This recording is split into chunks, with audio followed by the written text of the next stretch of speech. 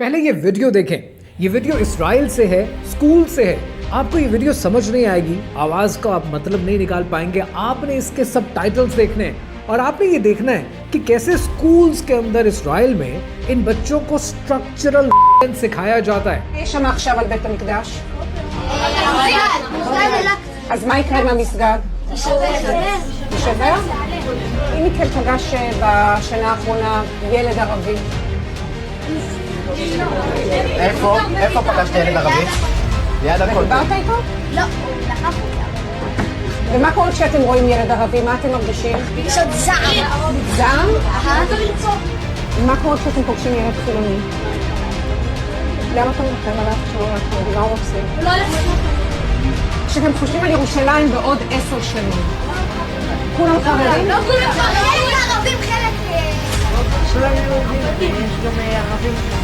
תהיה משיח, הבנתי, כן, מה אתה אומר? שלא חווה כל הערבים.